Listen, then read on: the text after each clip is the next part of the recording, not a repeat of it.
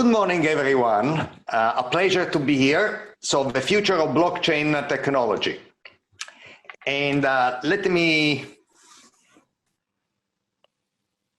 start by expressing my thanks to the organizer for this kind invitation, and many thanks to you all for the kind attention. Our focus today is with the aspiration. So what is a blockchain? What it wants to be? It wants to be a decentralized database that is readable by anyone, writable by anyone, and inalterable by anyone. So the potential is really unlimited. Who does not like a database that cannot be altered? Who does not like transparency? Who does not like to generate trust among people who barely know each other? The challenge, what is hard to decentralize, that is not securing the chain. Securing the chain in the sequence of blocks that nobody can alter is actually very easy. What is hard is choosing the next block, meaning who should choose the next block, okay? Certainly not me all the time, otherwise it would be a very centralized blockchain.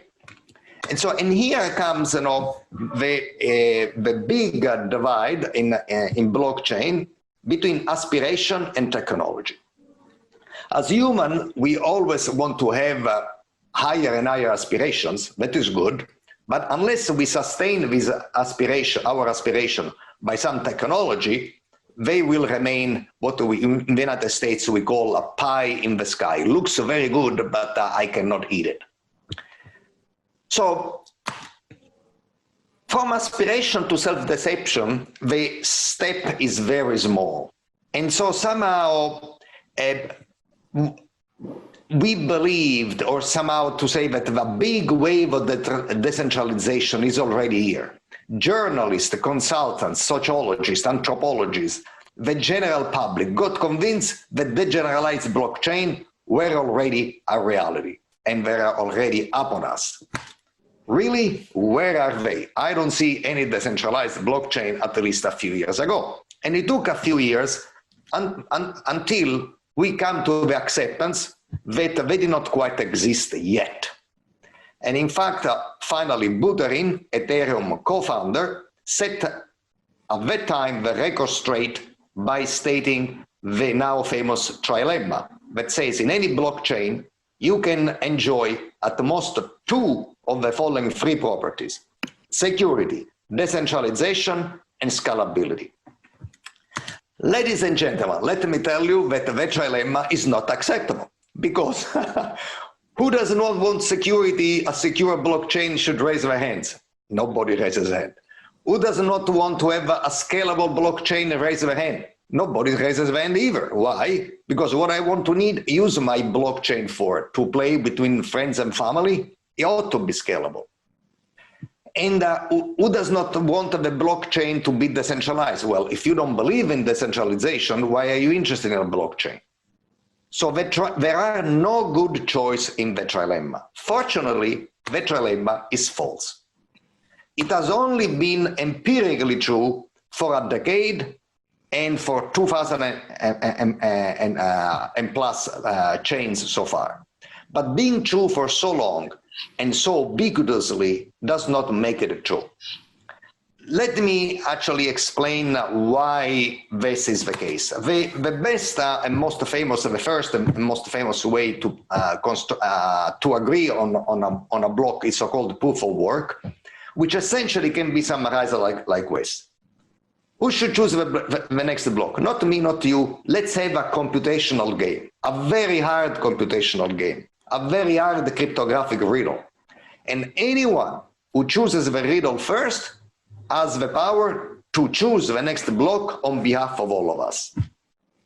The problem with proof of work is that it is ultimately centralized. Why? Because when solving the riddle becomes very, very, very, very, very expensive and requires thousands and thousands and thousands and thousands of computers, fewer and fewer and fewer people can actually be in the game of choosing the next block. All right, next idea. Delegated proof of stake. can be simplified and explained very simply. You see those 21 people? Don't they look honest? Yes, they look honest, and I believe they will continue to be honest. Why don't we therefore give them the power to choose the next block on behalf of all of us? The end. That is simple, but that also is centralized. Worse, is centralized by design. Bitcoin, which was based on proof of work, became centralized as, you know, the riddle became harder and harder to solve. But delegated proof of stake starts centralized, is centralized, and will remain forever centralized.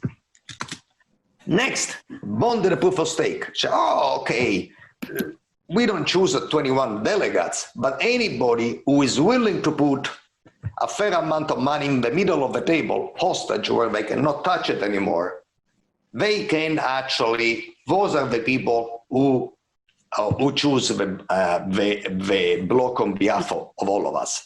And whoever puts more money has more influence in choosing the block. Well, bonded proof of stake is de facto centralized. Why? Because the money hostage in the middle of the table must be only a small fraction of the whole economy. So the economy's health, because what economy, in which economy is most of the money put in the center of the table when nobody can touch it? Nowhere. So this thing here is de facto centralized. We can continue, but if you look at the traditional technology for building blockchain, it has a flawed logic. The logic is as follows. The whole blockchain is secure if the majority of a small piece of the economy are honest. Does it look a good argument to you? I don't think so. But because here is the whole economy, and we are going to say that the whole economy is secure if the small piece, this green piece here, is honest. And with this small piece, in proof of work, are the miners. But let me tell you, in the global GDP of the world, what fraction is represented by the miners? You need a magnifying glass. Actually, you need an electronic microscope even to see the miners in the global GDP. Mm-hmm. In delegated proof of stake, the small piece are the delegates, the 21 delegates, and so on and so forth. There is also a flawed consensus. Due to fork, consensus is necessarily a diluted process. Mm-hmm. If somebody buys from you and a payment made to you appears in the latest block, don't ship the goods. Why? Because if there is a fork, your block and the branch it belongs to, it may actually disappear. So you must better wait that more and more and more blocks are added to the block where you have been paid to be somewhat convinced that this block will stay long-term on the blockchain. So you never quite reach agreement. It is an eventual process. So altogether, I felt that it was time to change the game and develop an alternative blockchain, developed from first principles and using totally different technology. And this blockchain is Algorand. And let me tell you what Algorand's logic is. It's very simple. No token is ever hostage. So every token has the same power, and most tokens in honest hands imply that the system is secure. In other words, I don't have to put money in the middle of the table in order to have a chance of participating to reaching consensus on the next block.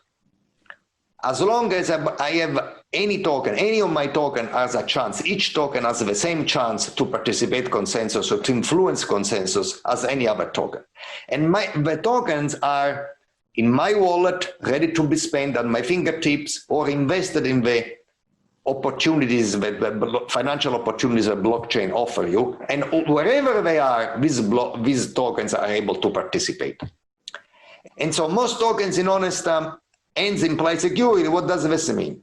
That who can somehow break Algorand? There must be a consensus, a conspiracy of all the people who own the majority of the token, and they decide to shoot themselves in the foot and bring down the same economy of which they own a majority of.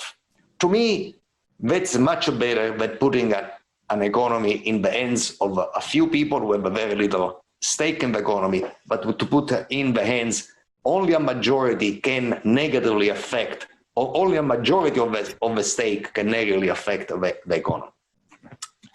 And the consensus is not diluted, but is a Byzantine agreement, which, by the way, is a classical notion which represents consensus in a most adversarial setting.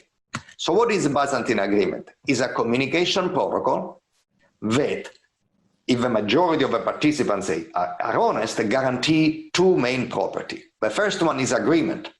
No matter which value each one of us has, at the end of our conversation, all the honest people will agree on the same value, on a common value. And consistency. By the way, just in case everybody starts with the same value, that not only the honest people agree on a common value, but they agree on the very same value they started with. All right. So why don't we take this agreement and plug it in to generate, to use it for consensus agreeing on the next block in a blockchain? Because classical Byzantine agreement is very slow. The maximum number of participants in any practical application was 12. And now we want to use instead, in a blockchain, we may have billions of users, so 12 is not the billions. And moreover, it presupposes that the players were a fixed set and known in advance. And on the internet, where people come and go, there is nothing fixed and nothing is known in advance. So nonetheless, rest assured that to generate Algorand, we had to orchestrate and design a new consensus mechanism, which delivers a Byzantine agreement on a planetary scale and unparalleled efficiency. So let me tell you in action what agreeing on every single block means. Here I have the first block, the Genesis block, which is the only block, to be clear, in any blockchain because it's part of the description of the blockchain. Next to the first block, I have a favor, a universal symbol of lightness and effortlessness. And as this favor gently and effortlessly falls to the ground, the Algorand blockchain is produced. Says, what a minute, that looks too simple. What happens to fork? What happens to proof of work? Well, guess what? There are no forks and there is no proof of work. And what doesn't have no fork and no proof of work means? No fork means transaction finality. Once a block appears on the Algorand blockchain, it will never leave the chain. So if you are being paid, ship the goods right away as soon as your payment appears in the next block. And what does it mean that there is no proof of work? It means that participation is easy. The bar has been lowered. Everybody can afford to participate in choosing the next block. And now let me tell you how the technology works. It works in two magic phases, where the magic is actually replaced by mathematics. But we must agree that speaking about magic is a bit easier than speaking about mathematics. So let's stick to magic language. In Algorand, a block is added to the chain in two phases. The proposal phase is the first phase. A random token is, by magic, randomly selected among all tokens in circulation. This token must belong to some public key. That public key, by magic, becomes known to all users. The corresponding user proposes, digitally signs, and propagates a new block. End of phase one. Phase two, the agreement phase. 1,000 tokens are randomly selected among all tokens. Their keys magically become known to all users, and these users agree on and sign the block proposed by the first user. It says, okay, but wait a second, why do we need two phases? once we have randomly selected a user, why don't we have him or her select the block and be done? Why do we need this second agreement phase? Because in any society, and a blockchain is not different, there is always a percentage of bad actors, of criminals, say, maybe 1%, maybe 2%. If we lived in a very dangerous society, maybe 10%, I want to ruin myself. Maybe 20% are criminals. I should never leave home because I'm very in danger as soon as I set a foot out of a house. But they never, in no society, are criminals in a majority. Why? Because otherwise there is no society. What is society but a bunch of people, the majority of which follows some rules? If nobody follows any rules, the jungle is a better organized place. So let's assume that we live in a very dangerous society. 10% of the participants are criminals. Well, with probability 10%, the proposer of a block could be a criminal. And what can he or she do? He can not spend my money because it does not have my digital signature, but he can tell me that the block is X. He can tell you the block is Y. I can tell her the block is Z, thereby not having one chain, but a bunch of confusion. So that's why we need the second phase. And in the second phase, you see that if 1,000 tokens are randomly selected, then the probability that 10% of them belong to bad people, that's okay. But the majority of these 1,000 people are not going to be dishonest. The probability that by 10% are dishonest, I select 1,000 users at random, and I get a majority of dishonest is so small that I will never have to worry about. Okay, say Silvio, I got a little bit of the idea. There is a proposer chosen at random, but because the proposer may be wrong, then now there is 1,000 people who agree on what the proposer has been said, and they use Byzantine agreement to agree on what he or she has said. I get it, but I have a lot of questions. Very good, but we have only time for one question. And the one question is the most popular one. So if I understood everything, the security of the system depends on this 1,000 people committee. Who chooses the committee, such a committee in Algorand? Well, it's not going to be me. In fact, nobody chooses. In Algorand, something very strange happens. The committee members choose themselves. What? Committee member chooses themselves? That seems a terrible idea. Why? Because if I'm bad, of course I choose myself for agreeing on this block and the next block and the one after, because I want to have as much power as possible.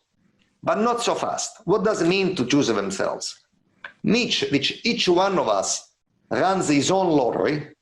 The lottery is cryptographically fair, meaning that even if I have a tremendous computational power, I cannot cheat.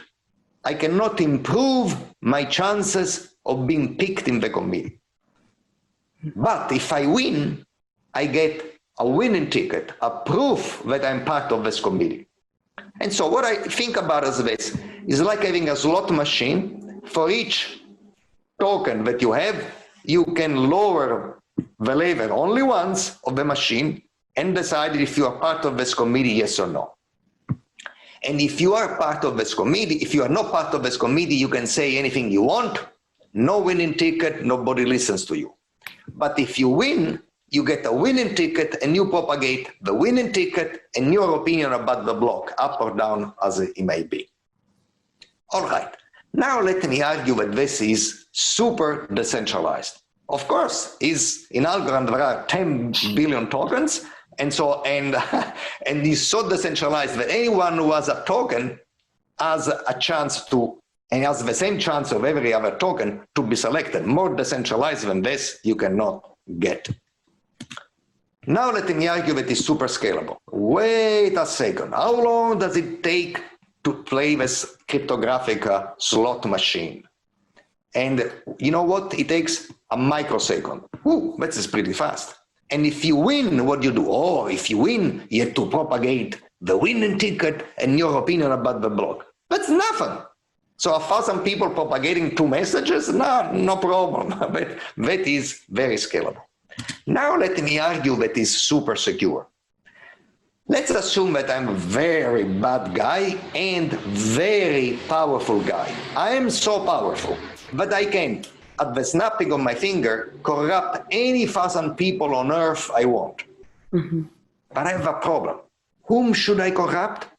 Should I corrupt this lady in Paris or this guy in Japan? I have no idea. Why? Because ideally I want to corrupt the members of the committee, but I do not know who the members of the committee are because they are chosen by a lottery. Yes, true, but once they have won the lottery and they get a winning ticket and they propagate the winning ticket and their opinion about the blog, now I know who I am and I can corrupt all of them right away. But so what? Whatever they wanted to say, they've already said it. And their winning ticket and opinions about the blog are virally propagated over the network. And I do not have the power to put back their messages in the bottle, no matter when any government has the power to put back in the bottle a message virally propagated by WikiLeaks. So the system is secure because beforehand, I do not know whom I should corrupt. And afterwards, it's too late to corrupt them. So that, in some sense, is the way we can solve the trilemma. And by the way, I want to say that the best solution of the trilemma has the following cyclic structure. I call it the blockchain virtuous cycle. And solving the trilemma is just one example of the cycle. Let me explain. We are not happy with the current reality, and we want to have a new goal. That's good, because otherwise we do the same thing. Now we get in the aspiration phase. But our aspiration is so strong that it turns into self-deception. Somehow we convince ourselves that the solution is already exists. Finally, we realize, okay, guys, you know what? It does not exist. That is a very important step, because once we realize that our aspiration is not yet fulfilled, we decide to get serious and to start developing new technology. And once we start at the technological phase, we will be able to solve the problem, incorporate the new reality, and go on. And I must say, examples of this cyclic virtuous cycle in blockchain are everywhere. Today, I talked to you about the consensus protocol, which is the most basic problem there is in a blockchain. But smart contracts, we thought we wanted, we thought we had them, and it took time to get them to be really smart as we wanted. Blockchain interoperability is a similar fate, and so on, so forth. My take in finishing up is that blockchains are very sophisticated goals, and they do require very sophisticated technology. So I hope that you young people listen to this, decided, you know what, I want to throw my hat in the arena and develop this blockchain, because this blockchain technology to make blockchain not only aspiration, but a reality. And so in closing, let me tell you about technology. Technology is quintessentially human. Ever since we stepped down from the trees to make our first tool, we became more, not less human. Technology is the creative realization of our aspiration. It is the best response to our world. We're becoming increasingly complex. It's becoming so complex that our survival as a species will depend on our ability to develop ever more exquisite technology. So technology is our past, is our present and our future. So long live technology. Bye-bye, everybody, and thank you for your attention.